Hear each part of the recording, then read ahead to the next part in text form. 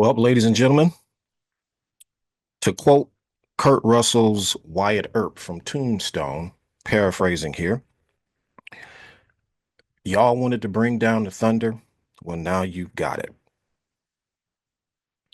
Let's talk about it on the debrief.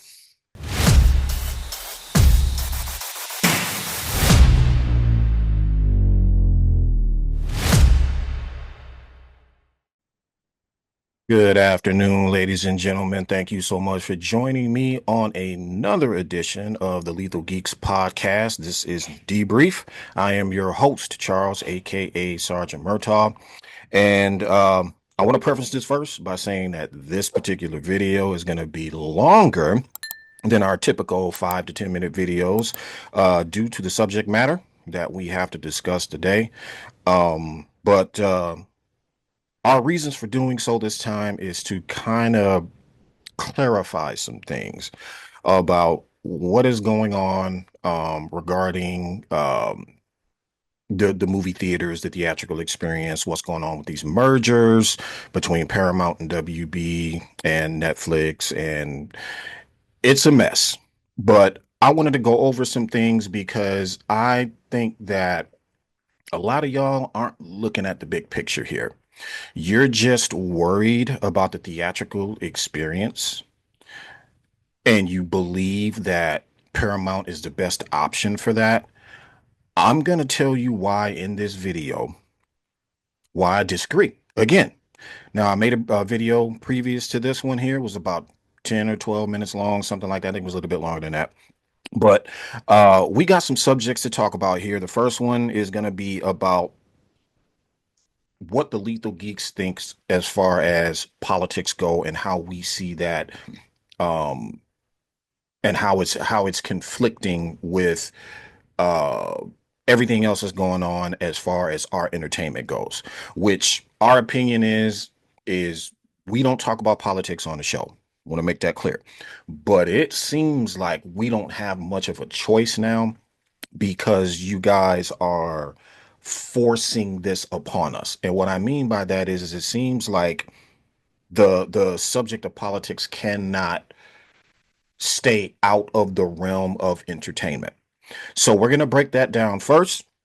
I'm going to talk a little bit about my theater experience and what it was like for me when I was younger. We're going to go over the death of cinema.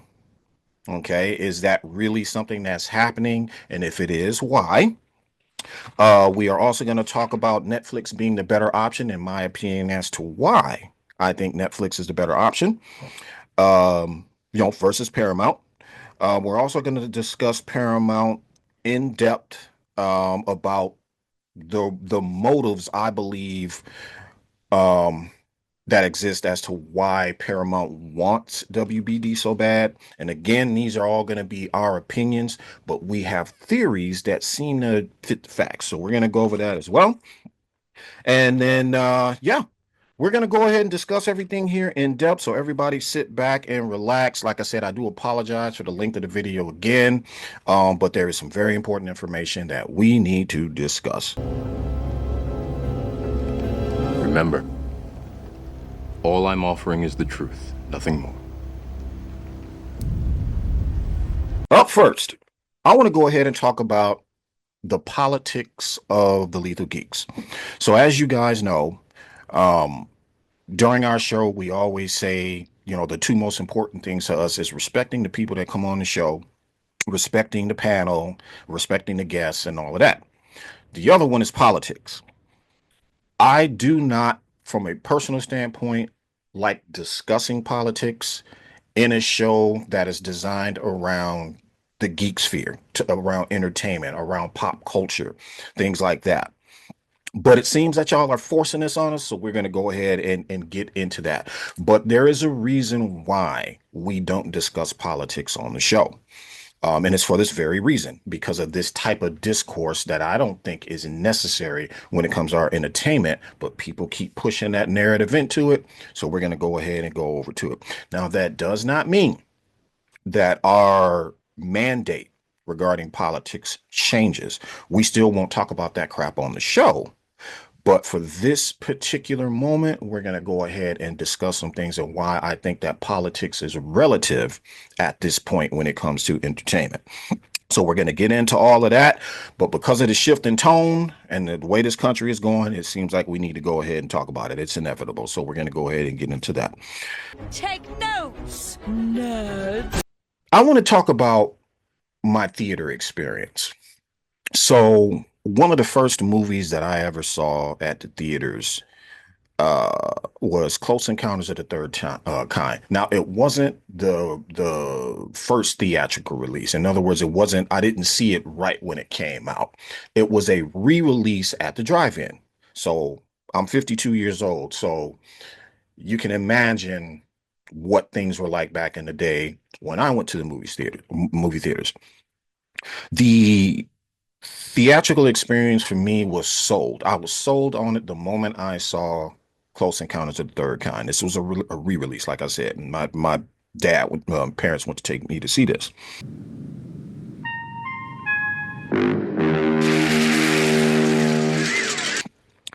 It was awesome. It was a spectacle that I knew outside of watching TV couldn't have existed, but it did. And that third act in Spielberg's Close Encounters of the Third Kind, when the ship arrived and everybody started coming out that was seemingly kidnapped, they all started coming out, and I'm talking about uh uh people in history that were kidnapped. People didn't know what happened to Amelia Earhart, stuff like that. All of those people that were gone or disappeared from the face of the earth, they all came out of this ship.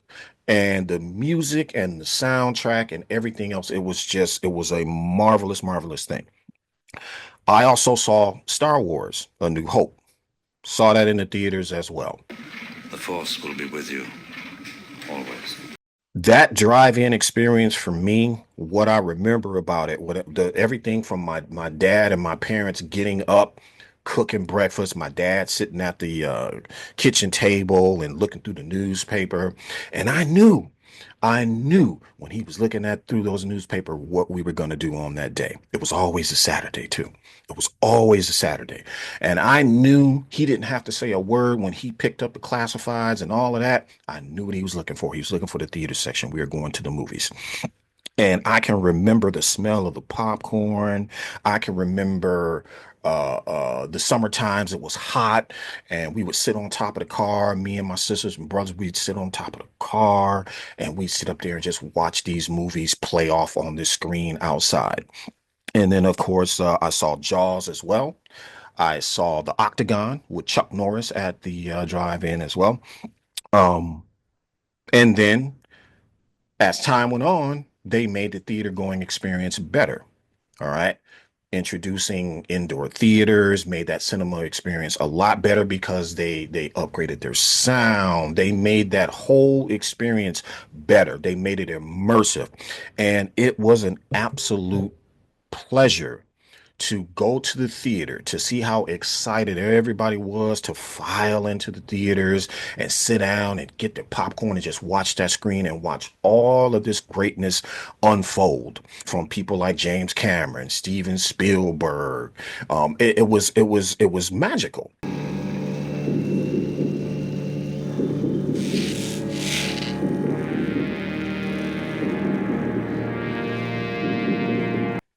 So when I say that I understand exactly where you're coming from when you say that you fear that the theater going experience is dying. I know exactly where you're coming from because I don't want that either. Ultimately, I don't want that at all. Okay. We're going to get more into that, but I wanted everybody to know that I'm an old head.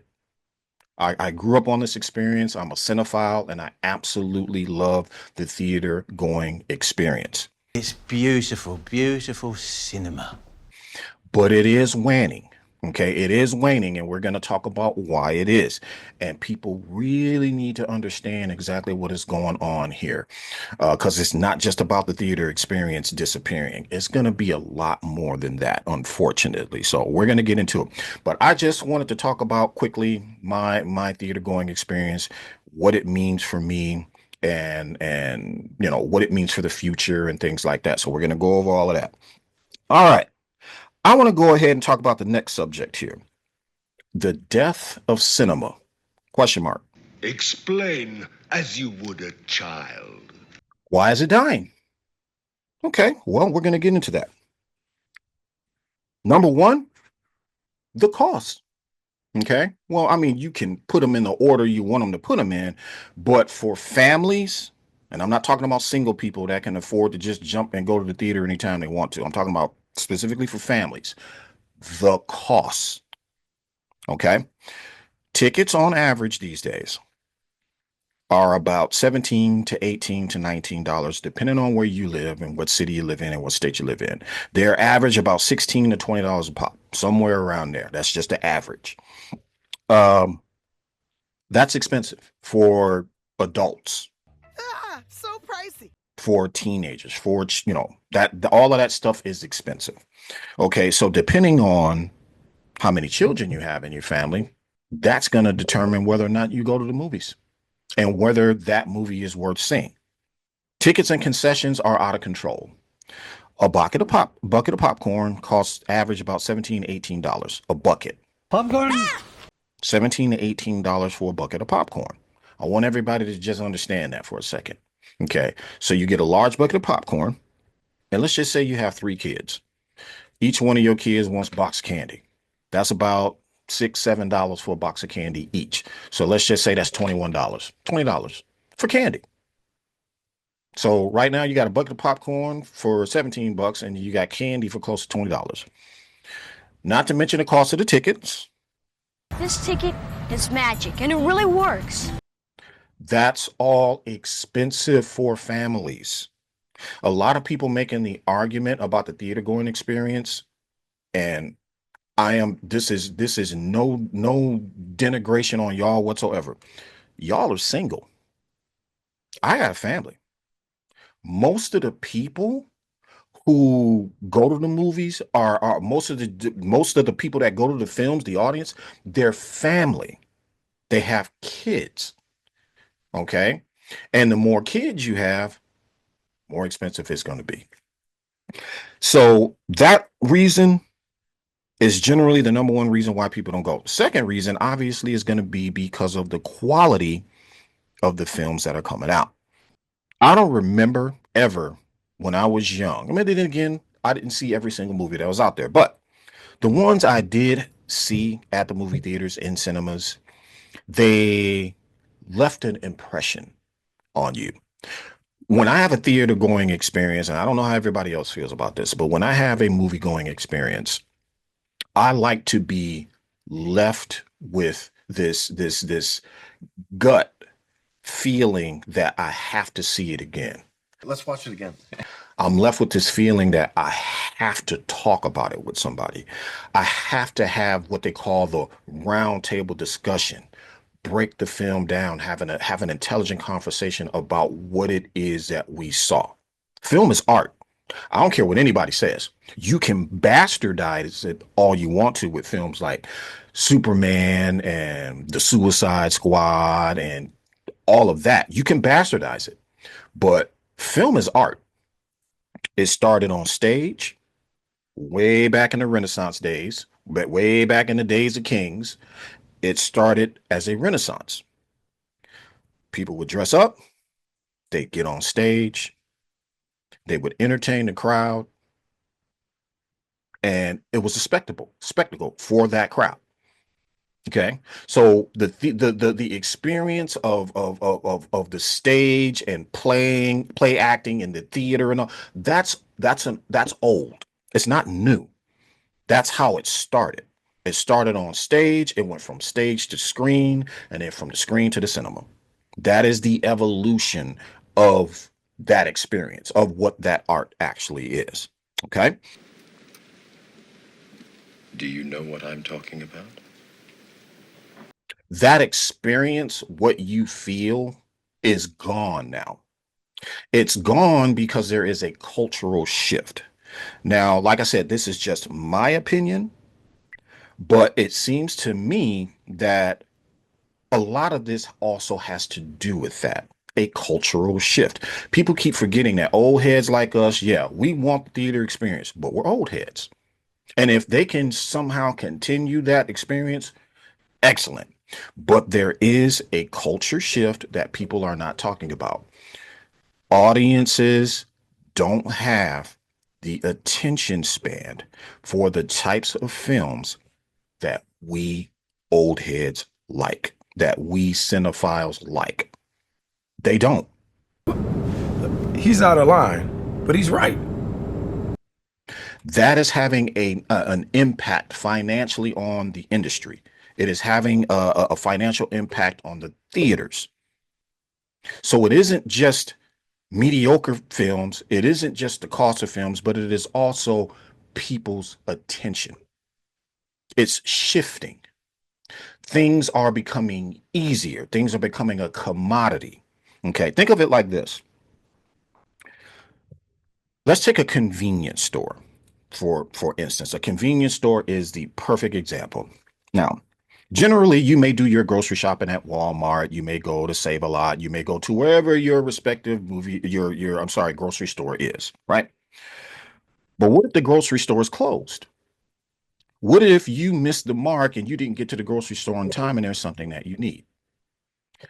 That's why convenience stores exist. And there's a reason why they call them convenience stores.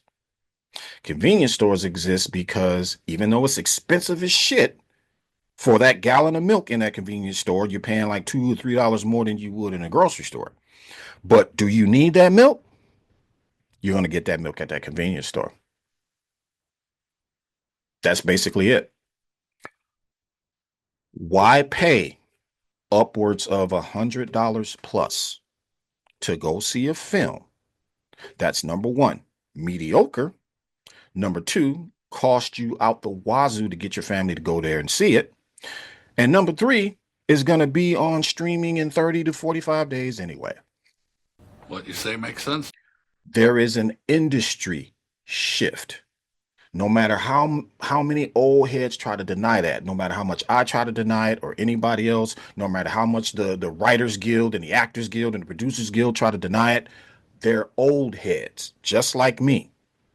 And no, I don't want to see that experience disappear.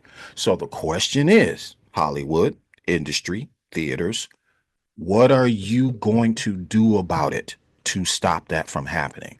And then what are you prepared to do? You can't look to the audience to stop it from happening. You can't blame Netflix and Ted Sarandos. You have to make monumental changes to how you do things. You need to, and I don't believe in going back to the past for anything, but if you want to make it right, you have to find that same model that we used to have back in the day and bring that experience back. And I forgot to mention, that's not the only reason why we don't go. Another reason why people don't go to the theaters, and I think this is on the bottom rung, but it's still in there. The other reason why I think that people don't go is because of the decorum. Teenagers roll up in there, they talk, they make noise, they jaw jack, they ruin the experience for everybody. And I remember going to having several theater experiences where I would have to get up, lean over my seat, and this is with my family now, and tell these kids to shut the fuck up because you had plenty of time before you came to see this movie. You had plenty of time on the street to jaw jack and talk about who shot John and all this other kind of bullshit before you came in the cinema and decided you wanted to ruin my theater going experience. You see it all the time. Bring decorum back to the movie theater experience. For me, going to the theaters is like black tie. It's like it's like you go down the hallway, you enter your theaters, your curtains open, shut your mouths, be quiet. You're about to see some awesomeness on screen. They don't treat it like that anymore. And again, that's part of the reason why that theater experience is dying. It's true. Hey, it's true. Average costs, mediocre films, culture shift, decorum. Those are all things that are changing rapidly in this time. And unfortunately, there's nothing that we can do about it. Just like our parents before us, just like our grandparents before us, who all complained about the shifts and the changes and everything else, we're right up there. And when my kid gets older, there's going to be another shift. And she's going to be complaining about the things that used to be. And so on and so on and so on. It is the way of the world. It is the history of the world. This cultural shift is going to happen, whether we like it or not. And the only thing that the industry can do is do their best to preserve the theatrical experience as it used to be. All right. Moving on. The next thing I want to talk about is Netflix being the better option. I'm going to lay down my opinion why I think Netflix is the better option. Pay attention. I'm hearing a lot of Netflix is woke, Netflix is DEI, Netflix is this, Netflix is that, and that's why y'all don't want Netflix. Okay, let me break something down for y'all. Netflix is not just woke and DEI. And I keep telling y'all keep using the term woke like you actually know what it means, and you don't, because you're using it out of context. So we're going to get into that though. So this is the reason why I don't believe what you're saying as far as all the woke and all of that other kind of stuff. Netflix is an extremely diverse company. They have everything for people who, on every spectrum, who like action movies, action sci-fi movies, dude bro movies where the dude is the last action hero and he saves the day. Netflix has plenty of movies like that. Netflix has plenty of dramas for anybody that's into drama. They have horror movies. They have specialty movies for the people who you claim are woke and DEI. Everything from LGBTQ content all the way down.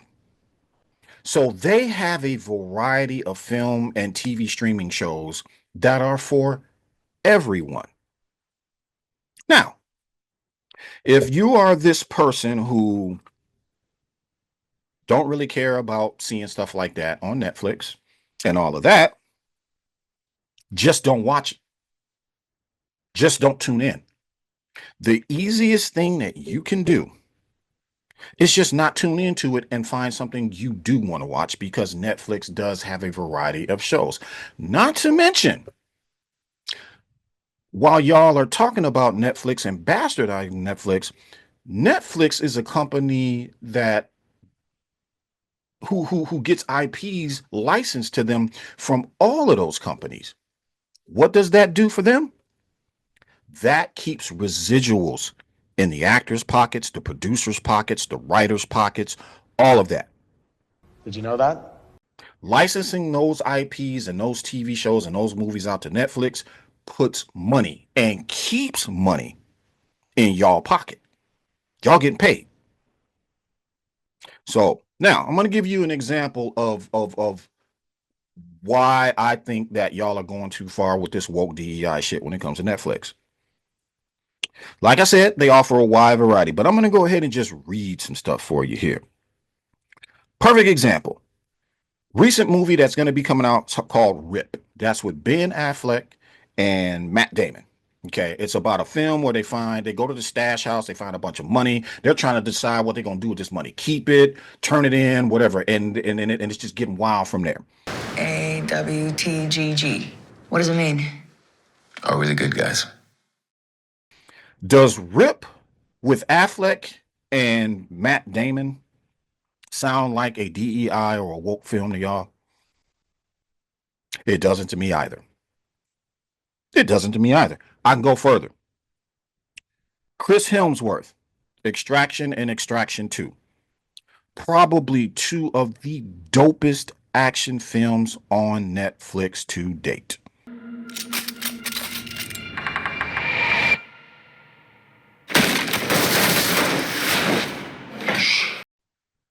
Chris Hemsworth, Muscle Bound, Thor, that guy.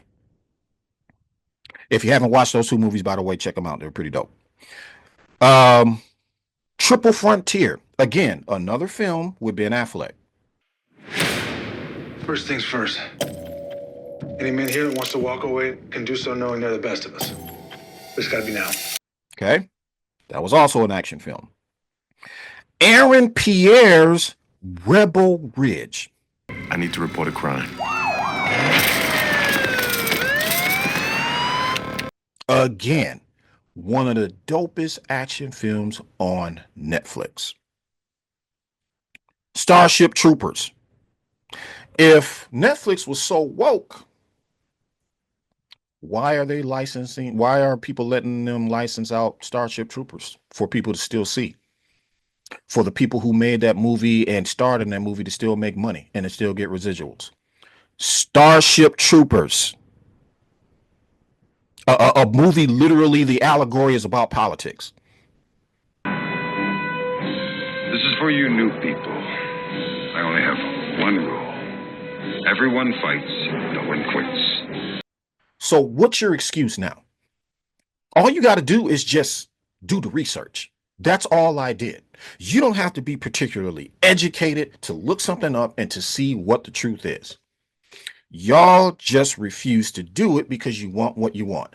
I personally believe that some of y'all would rather turn on Netflix and it's got nothing on there but dude bro content and nothing else. And nothing else. You cannot make money with no variety. You cannot be successful by including one group and excluding another group. I'll go ahead and give you a perfect example of that. Sydney Sweeney. It has come out that Sydney Sweeney is now retracting her statements and trying to clarify the things she said regarding her commercial with the genes and the eugenics and all this other kind of stuff. For anybody that don't know what eugenics is, basically that's a fancy way of saying blonde hair, blue eyes, white, all that. Eugenics. Look the term up. So she came out, did this commercial about eugenics and her genes are this and her genes are that and all that. These were all dog whistles, basically, for racism. Well, Sydney Sweeney is now finding out that racism is expensive. And racism is expensive. The more variety you have for everyone to enjoy on all sides of the political spectrum, the more money you make. That is the reason why Netflix is successful. Are you crying? No. Are you crying? Are you crying? There's no crying in baseball! That is the reason why Netflix is successful, because not only do they have content for the dude bro action heroes like myself and everybody else that like that shit, but they also have drama. They also have horror. They also have documentaries. They also have personal films for LGBTQ and the gay community. Everybody. They got stuff for everyone, which is exactly how every industry should operate. Otherwise, they don't make money. They don't make money, they fail. And then you're back at the table complaining again. Why did they do this? Why did they do that? Why are they failing? Because you won't get out of your own head about your racism. That's why. So I'm going to say it one more time. Racism is expensive. And I don't care who you are. I'm calling you out. You know who you are. Stop pretending like you're not racist, because you are. Damn! Let's just call it what it is and be real. Moving on. Netflix is diverse. Netflix has a chance to utilize WBD as a distributing arm, which means, remember when we were asking for Rebel Moon to be on physical media and all this other kind of stuff, and Netflix doesn't release physical media? By buying by buying Warner Brothers, what do they have? Not only do they have a film division, but they have a distribution division as well, which means when shit comes out, they can release them on physical media. And I believe that is the primary reason why they bought it. Interesting. That is the primary reason why they're not going to back down. And that also is the primary reason why I think they're going to outbid Paramount. Paramount came up with $109 billion. Let me tell you something. Netflix has Wrath of God money. What do I mean by that? Okay. Netflix's net worth, market capitalization, is $442 billion. Let me say that one more time. $442 billion.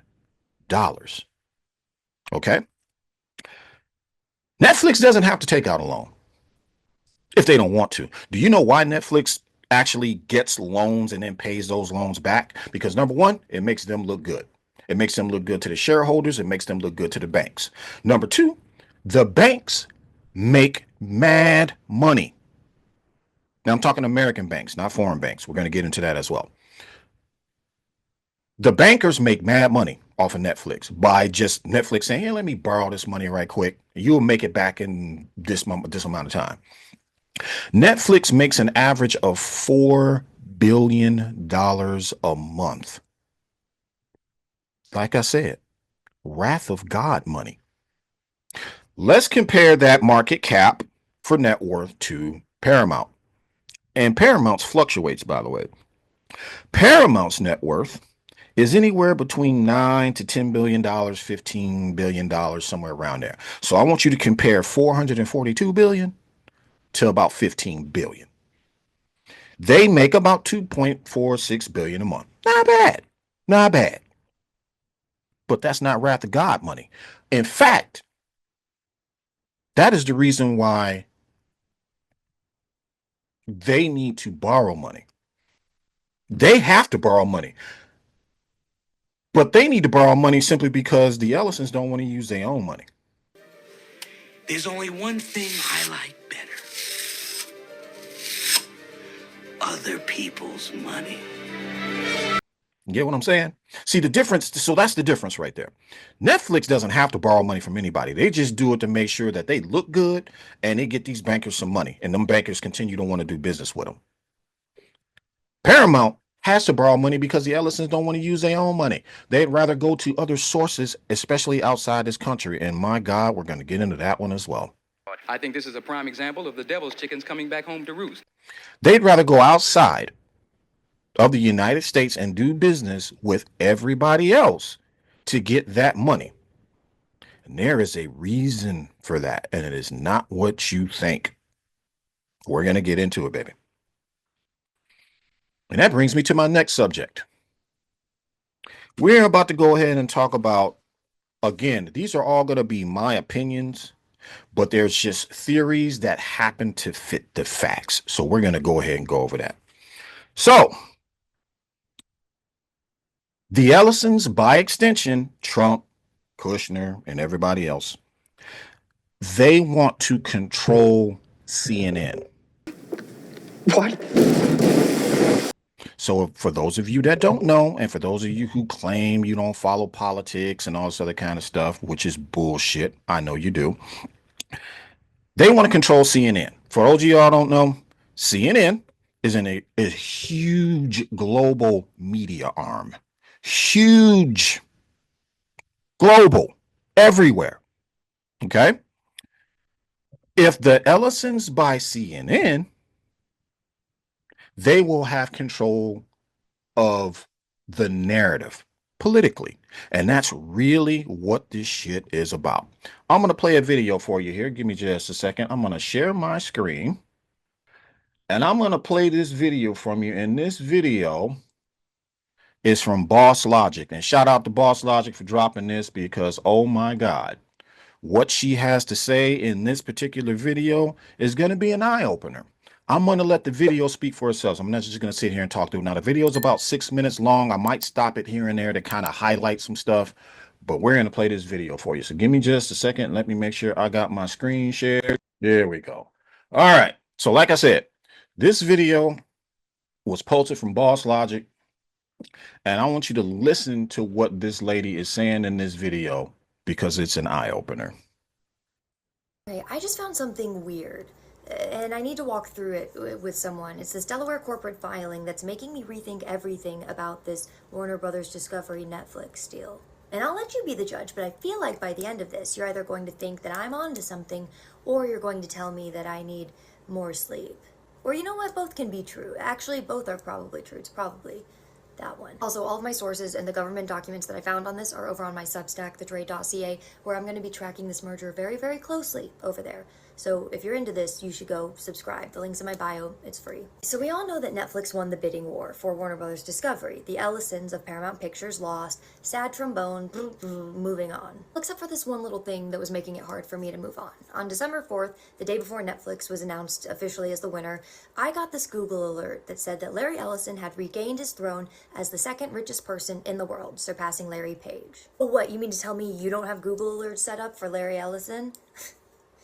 Well, maybe you should. And look, anytime Larry Ellison makes a lot of money, I'm suspicious, but that timing in particular felt weird for me because his net worth went up, what, $5.2 billion in a single day, and he jumps to the second richest person in the world, and then the next day his family loses this Warner Brothers bid? Mind you, to Netflix, whose bid was already lower than theirs. So I start digging, and that stock bump apparently came from Deutsche Bank on December 1st, which... That stock bump, I have to repeat it, that stock bump came from Deutsche Bank. Who does business and have been doing business with Deutsche Bank? Donald Trump. Let me keep going. Basically, a big bank tells all of the investors that Oracle's a buy, and then the stock goes up, and then Ellison's net worth goes up incredibly because almost all of his wealth is in Oracle stock. But here's what doesn't quite add up. Oracle has been sluggish for months, which is why Larry Ellison dropped from the second richest person position. There have been no earnings surprises that week, no major contracts announced, nothing that should make a bank suddenly declare that Oracle is the buy of the century. Yet Deutsche Bank decided to make that call, and they decided to make it on December 1st, the exact day that the final bids were due for the Warner Brothers Discovery auction. So a December 1st upgrade for Oracle would land on Ellison's net worth by around December 4th, right on time. Well, not right on time if it was meant to help with the Warner Brothers Discovery bid, because that was already submitted the day that that stock upgrade happened. So what would that boost help? Well, that's where this Delaware filing comes into play, okay? Because I've been tracking Larry Ellison for quite some time now, right? And I watched the Paramount Skydance merger very, very closely last year. And yes, I even made a spreadsheet of all of their special purpose vehicles. Don't judge me. When the Ellisons bought Paramount Pictures, they used a lot of different special purpose vehicle holding companies, but three main ones, which were all filed on the same day, which were called Pinnacle Media Ventures 1, 2, and 3, filed on June 28th, 2024. And then 9 days later, the deal was announced. And the reason they need all three companies is because they're buying a really big company, Paramount Pictures. They need all of these different investor buckets in order to compensate for all of it. So I was thinking to myself, well, if I want to find out if they're trying to actually buy Warner Brothers Discovery, then maybe they would file paperwork in the same structure, right? I mean, same pattern, maybe same naming convention. If you want to understand truly how these billionaires move, you don't listen to what they say, you watch what they file. So I go to the Delaware database and I type in Pinnacle Media Ventures LLC. Hit enter, and what do you know? There it is, Pinnacle Media Ventures 4, and you'll never guess when it was filed for. That's right, December 1st, 2025. Same day as the bid deadline, same day as the Oracle upgrade. But notably, they only filed one, not three. They didn't file 4, 5, and 6, just a single holding company. There's this contradiction happening here because filing an acquisition vehicle means that you're confident you're about to buy something, like soon. But pumping your stock price on the same day only makes sense if you think you're about to lose and you want to look strong on the same day that you lose. Or maybe you need that boost to finance a purchase, a different purchase, the real purchase. But that brings us back to this Pinnacle Media Ventures 4 that was filed, because if this was like the pattern in which they bought Paramount Pictures, then wouldn't they need multiple Pinnacle Media Ventures if they were going to buy Warner Brothers Discovery and all of its parts? Maybe your plan is to only buy one piece of Warner Brothers Discovery. Which brings me to what Netflix is not buying. Netflix is not buying the cable networks. The deal requires Warner Brothers Discovery to spin off CNN, TNT, TBS, and all of the Discovery networks into a separate company called Discovery Global. And it will become its own public... You hear that? Let me rewind it. The deal requires Warner Brothers Discovery to spin off CNN, TNT, and TBS to be Discovery Global, meaning that Discovery will have CNN, the news, the global news. It will have TNT and TBS. A separate Discovery is going to be a separate thing with those three entities in them. Let's keep going. To spin off CNN, TNT, TBS, and all of the Discovery networks into a separate company called Discovery Global. And it will become its own publicly traded company available for someone else to buy. Which, to be fair, that was always kind of the plan. So why not wait for that to happen in April of 2026 like it was supposed to? Why would the Ellisons want to force Warner Brothers Discovery into an early sale? Here comes the kicker. Because remember, they were giving all of these unsolicited bids for the whole company starting back in September, only to be turned down again and again and again, and then to lose again finally in December. I think losing was the point. What if their only goal was to force this spin-off to happen before April of 2026 so that they could buy the one piece that they wanted, CNN, you know, before the primaries? 2026 is a huge election year. What did I say? Did you hear what I said? I heard what I said because I was standing there, sitting my ass here when I said it. I said it yesterday on the video that I made. I said it before that. This is not your normal midterms. These elections are going to determine whether or not there is any check on Trump's power for the next 3 years. We're talking elections for every House seat, a third of the Senate, dozens of governor races that are going to be controlling this redistricting for the next decade. And these primaries decide all of that. And the earliest primary starts March 3rd, which is Texas, Arkansas, and the North Carolina vote. March 3rd. If you wait until Q3 to buy CNN, then by the time you get in there, restructure everything, clean house, then the media has probably already made the narratives and decisions for who's a joke, whose stories get oxygen, and who's gonna win. The media is the key to the king-making. Remember that. So if you buy CNN after the primaries, then you own a cable news network. But if you buy it in January or February before the primaries, you own the narrative. And now the Ellisons are threatening this hostile bid, supposedly furious about losing. But that one Pinnacle Media Venture company being filed on December 1st, I think tells a different story. They don't want all of Warner Brothers. This hostile bid, I think, is just leverage to force Discovery Global to spin off earlier. You know, move that Q3 timeline to Q1 and get CNN before the primaries. And everybody's focused on Netflix taking over Hollywood, and everyone thinks that Larry Ellison lost. But I don't think he's lost anything. I think he's right on schedule. No, God! No, God, please, no! No! No! No! Ladies and gentlemen, there you have it.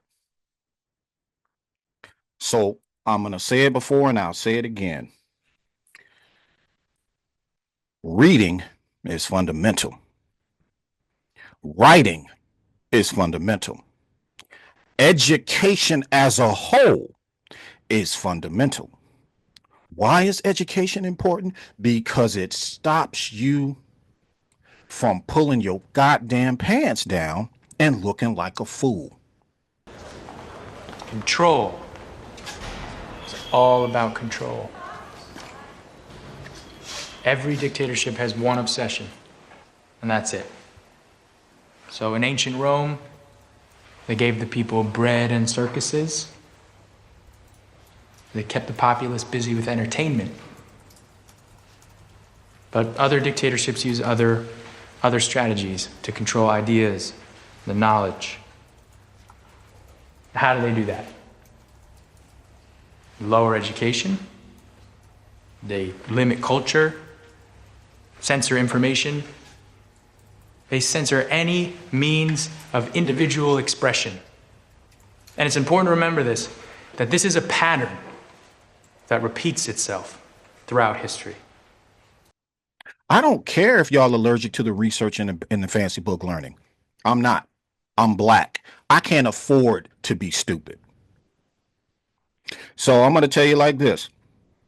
For those of you sitting up there talking about this is not about politics, or you don't involve politics when you talk about this entertainment stuff, you are a goddamn lie.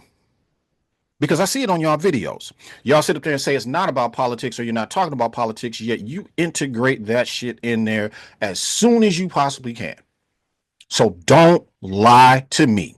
Don't sit up there and piss on my leg and tell me it's raining, because that's a lie. You can pour syrup on shit, but that don't make it pancakes, homie. This is all about politics. That's all it's ever been about. That is why the Ellisons are so greedy to get this company, so they can get CNN, so they can control the narrative for Donald Trump. That is what this is about. That's not a conspiracy. It is the actual truth if you do the facts. That's why I don't like conspiracy theorists, because y'all don't actually look shit up. Y'all don't actually educate yourselves on what's actually going on. Stop watching Fox. Or if you're going to watch Fox, watch other media outlets and do a comparison. I'll give you a perfect example. Remember when Trump was talking about they're eating the cats and they're eating the dogs and all this other kind of shit? I want you to look me in my eye and tell me in your right mind what makes you think that that's actually happening. I'm like, wake the fuck up. It's like, yes. It's like, yes. You know, that's all. When he talked about Portland and Chicago being war zones, and that's the reason why he had to send the National Guard and all of this other kind of shit. Who in the fuck do y'all think y'all talking to? I live in Indiana. Chicago is literally an hour and 15 minutes away from me. I have friends that live in Chicago. I have family from Chicago. My grandfather was raised in Chicago, originally from Mississippi. If I live right next to Chicago and I know exactly what's going on in Chicago, what makes you think that you can pull a wool over my eyes and make me believe that Chicago is a war zone when Chicago is peaceful as fuck? Stop telling me that this is not about politics, and stop telling me that you're not involved in politics and it's got nothing to do with that. It's got everything to do with it. The problem is y'all don't bother doing your own fucking research. You just see something and then you will post it and then you'll believe it. Perfect example. Antifa. Y'all love to jump on this one. Antifa is not a terrorist organization. Antifa stands for anti-fascist. If any of you had fathers, grandfathers, great-grandfathers, or whatever the fuck that fought in World War I and World War II and all of that shit, what the fuck do you think they were? Anti-fascists. The French, the English, when they all joined in to help Germany out because of Hitler, anti-fascists. That's what it means. A-N-T-I, anti-fascist. That's what Antifa stands for. You uneducated motherfuckers. And the truth shall set you free. Learn something. Pick up a book and read it and put this movie shit down. It's probably what your problem is.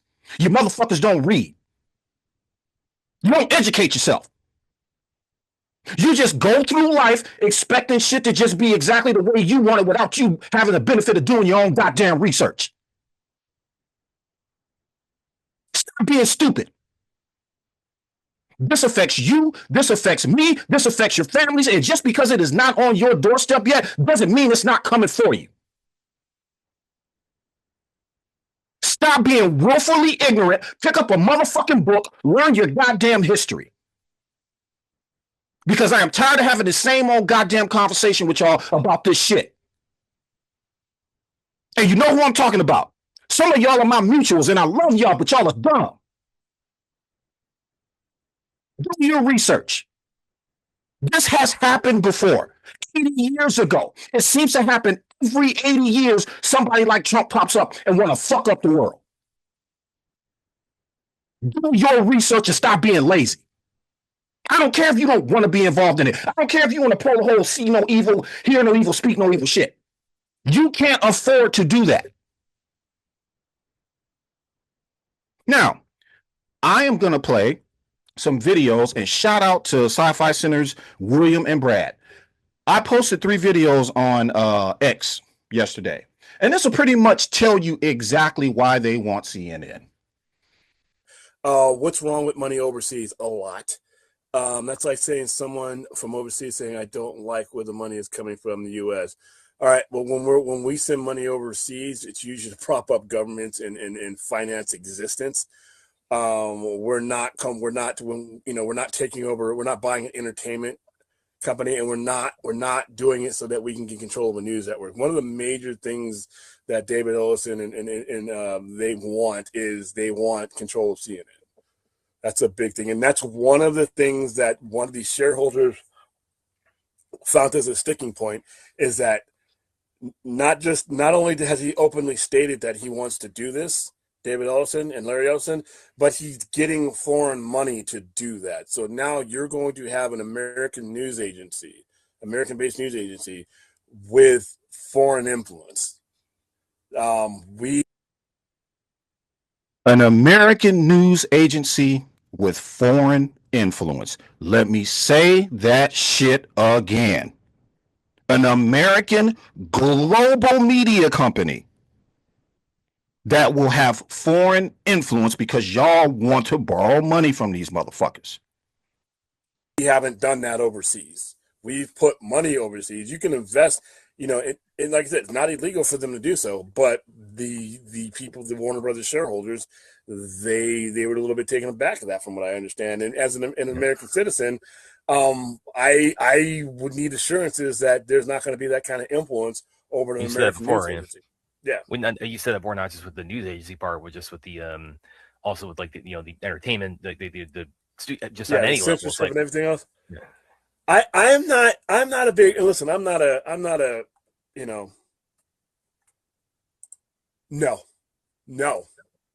none of them are. As a matter of fact, no, none of them. NBC's. Now, what Fourth is asking here in the comment section is, aren't most legacy media owned by foreign money? No, they're not. They're not. Not a single one of them is owned by foreign money, because if they did, you know what you'd be seeing on your TVs and shit? Shit from those foreign countries. And I'm not talking about the movies and TV shows you watch. That's not what I'm talking about. MSNBC, all legacy media, as far as I know, are all American. This is why this would be such a big deal. Okay. Let me close this. All right, I'm going to play the other video. Give me just a second.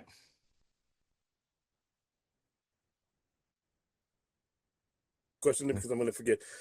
Let me rewind it. Hang on a second. Here we go. All right. Question, because I'm going to forget. When it comes to U.S. U.S. rules, laws, and regulations, I'm always going to be a little bit squeamish when foreign money comes in, because money is a way to influence things to go in your favor. And once you... Money is a way to influence things in your favor. Keep that in mind. Put that money down, you expect something back for it. And when you're talking about a global economy, a global anything, I'm not a big fan of foreign money ever playing a factor in anything when it comes to influence. When you're talking about investment and things like that, that's one thing. But you're talking about a stated goal of influence, and that's where I'm a little bit more standoffish about it. Go ahead. All right. Got one more video for you. I'm going to play. Actually, 2 more videos. Hang on. Got one more for you.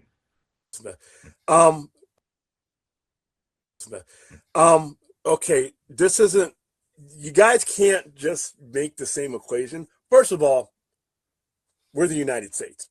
Period. We're the United States. We have a system of government, even if you don't like the players at time, that for the most part has laws embedded into it so that these influences don't happen. so that you don't have foreign elements influencing what we practice here by laws, period.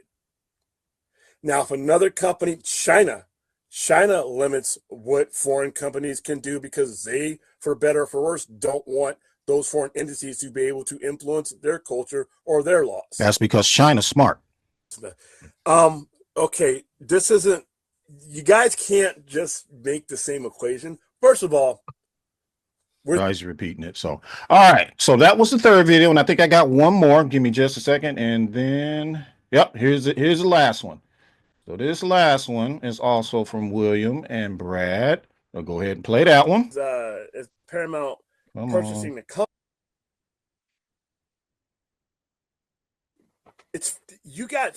You still got billions of dollars in debt that come along with this. So not only is Paramount purchasing the company, we're only talking about the value of the company itself. We're not talking about the debt that comes with that company. And I just think Netflix, with the revenue they pull in, nobody's pulling in $4 billion a month like they are. Nobody.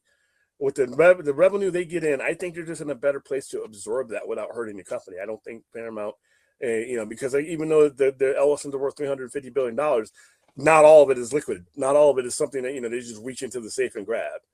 And they're not going to want to spend their own money. So I think, like I said, I think both sides have their limits. I'm going to guess that if Netflix just wants it, they can come out with what's called a knockout bid, to where you don't even come back to the table. You just got knocked out from the table. And that's like a bid matching whatever they're offering plus more. And then what Netflix needs to do, they need to get out there and make their case, because I'm actually starting to believe that they are buying this company as a distribution wing so that they can get into the theatrical wing without dragging Netflix into it as a company. And if they can make those assurances. What did I say? What did I say? I told you. This is the benefit of having a classical education. This is the benefit of learning to pick up books and read them. This is the benefit of realizing that politics directly influence your life, and you're ignoring it like it doesn't matter because I don't see color. There's no racism. There's no this. There's no that. You live in a fucking fantasy world if that's what you think. And then you come and say to me something about like, oh, my superhero wouldn't do that. I'm like, are you serious? Like, I'm like down the fucking road on that. You know what I mean? So, and it's a cool point of view. Look, I'm 100% fine with it. It's a cool point of view to be like, my heroes are still innocent. My heroes didn't fucking, lie to America. My heroes didn't, embezzle money from their my heroes didn't fucking commit any atrocities. I'm like, that's cool, but you're living in a fucking dream world, okay? So you are literally sitting up here talking to a black man that has gone through every single pile of shit race-wise growing up. Don't tell me that this is not about race. Don't tell me that Chicago's on fire when I live right next to Chicago. It is a lie. A beautiful lie. Just like them wanting to preserve the theatrical experience, that is a lie. And the truth is, there is something terribly wrong with this country, isn't there? Now, if you want to turn your TV on one morning to watch something on streaming and you see Allahu Akbar and Saudi Arabia shit posted all over the place, or if that's what you want, you go right ahead. But son, let me tell you something. I served in the United States military. The Constitution is what I believe in. I believe in the laws, the rules, and the regulations governed and created specifically to make this country run the best that it can possibly be for all people. And I will follow that Constitution to the very end. I don't care if we lose followers. I don't care if y'all don't like what I'm saying. I don't care if you want to bury your head in the sand and pretend like it doesn't exist. I don't give a fuck. I'm calling out all y'all now. Wake up. Do you think that if your black ass is driving down the street and get pulled over by a cop, that just because you're a conservative, they just gonna let you go? That's just an example. You think they're gonna be friends with you if you smile at them? No. Wake your blind asses up and realize what the fuck's happening in this country. And like I said, it ain't just about movies and media. It ain't just about preserving the theatrical experience. This is about control. And the more you accept that, the better position that you will be in to try and do something about it. Because believe it or not, a lot of y'all live in your little bubble and you don't think these things are happening, or you think that they're exaggerated. That's because it hasn't come to your doorstep yet, baby. But it's coming. Let me show y'all something.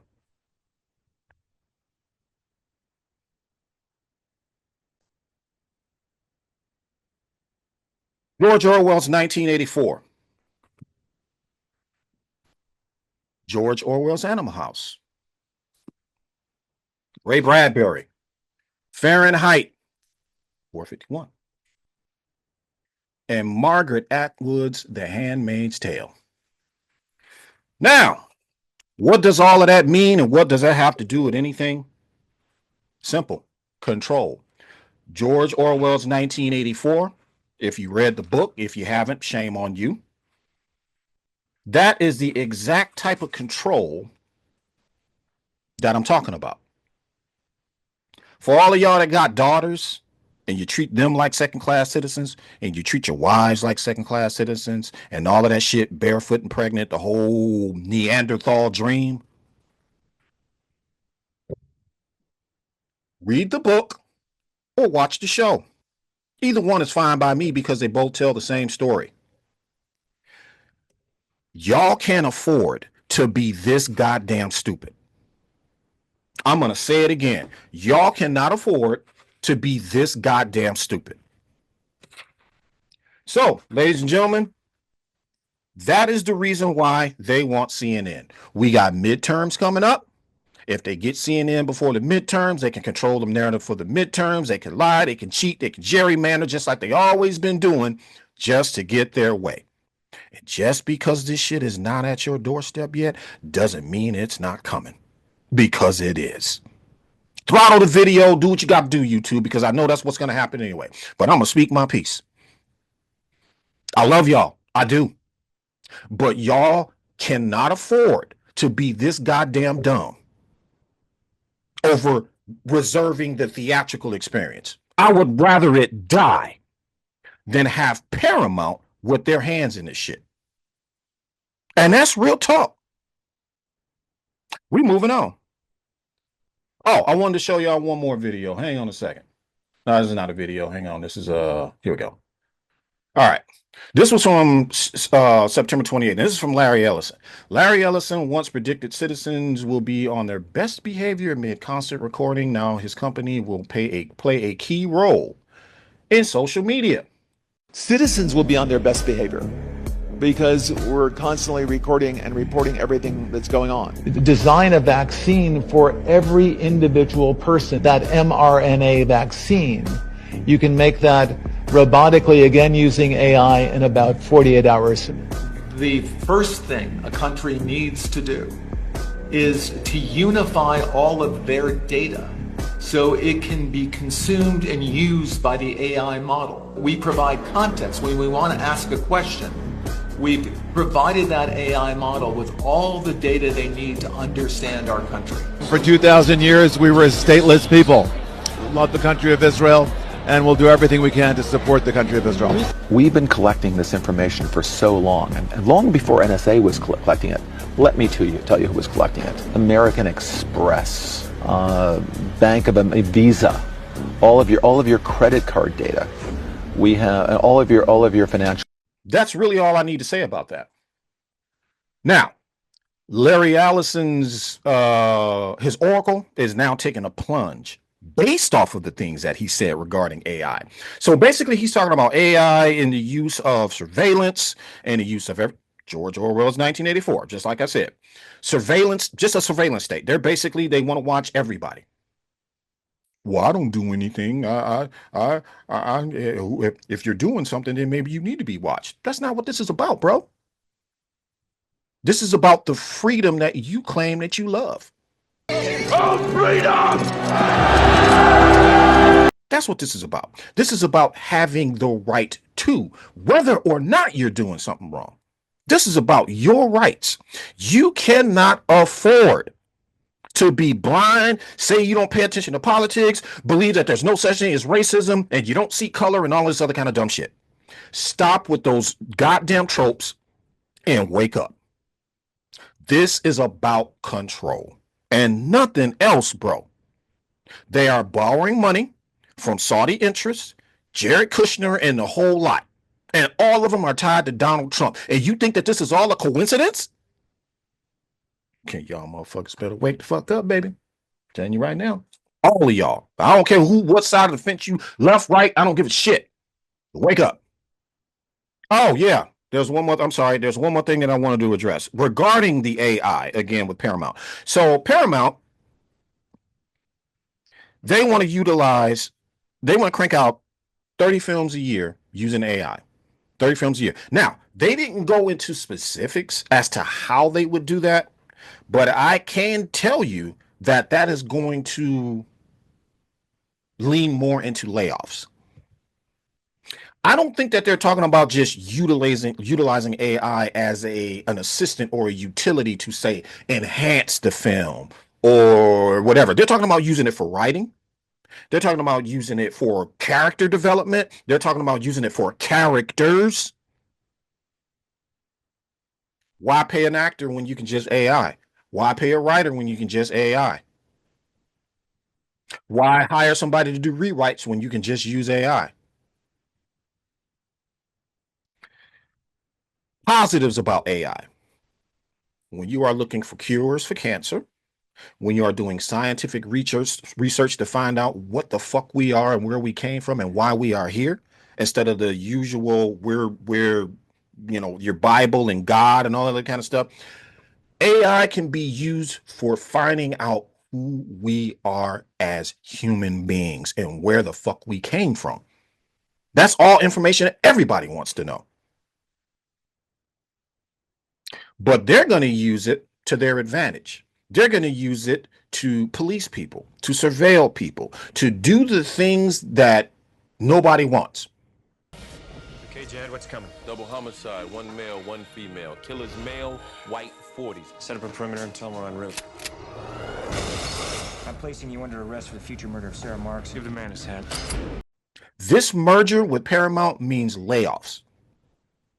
Ted Sarandos already said, if we buy it, there ain't going to be that type of those layoffs. That won't happen. The Ellisons already have admitted that there's going to be layoffs. And I would like those people who write my films and produce my films and direct my films to be human beings and not AI. Take that for what you will. My conclusion to all of this ranting and raving is simply this. The Ellisons, they don't give a shit about your precious theatrical experience. They don't. I don't care what bubble you live in. You can cover your ears. They don't care. I know this from the bottom of my heart that they don't care. They don't care about reserving the theatrical experience. They don't care about what you want as a consumer, which is why they're saying they're going to crank out 30 films of using AI. They don't give a shit. They care about CNN. They care about controlling a narrative just like they always have been, being connected to Trump. This is what this is about. I don't care what you say because that is the truth. I do research. Why don't y'all try doing research? I don't care about your feelings. Like I said, I love you, but I don't care about your feelings. I don't care about your feelings because you are ignorant and you guys do not look at the big picture. You're just looking at what you want. I want the theatrical experience and I don't care how I get it. I would rather see the Snyderverse die where it is right now than have them get WB, than have Paramount get WB.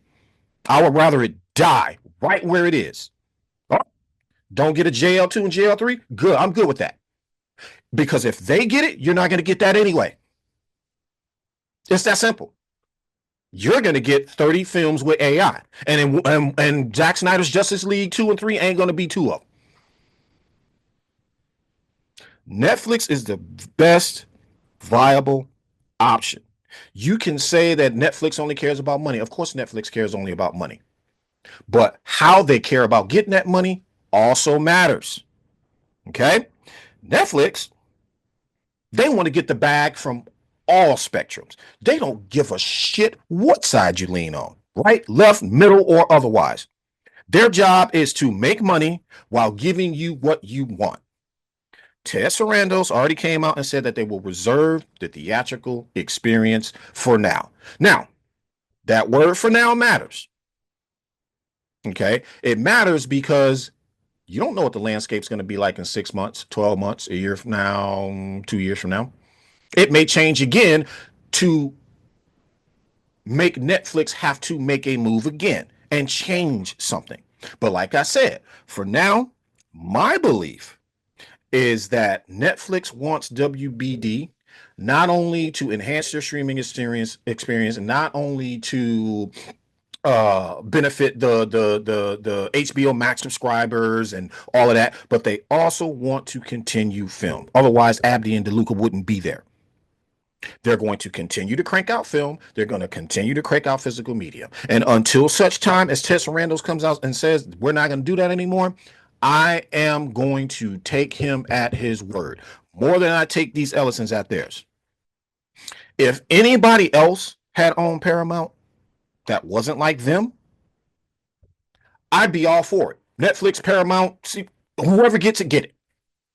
Grab it, do good. But I care about the fact that these people are tied to Donald Trump and Jared Kushner, and they are all tied to the Saudis. You should care too as an American. That's not to diss Muslim people and all that. That is not what I'm saying.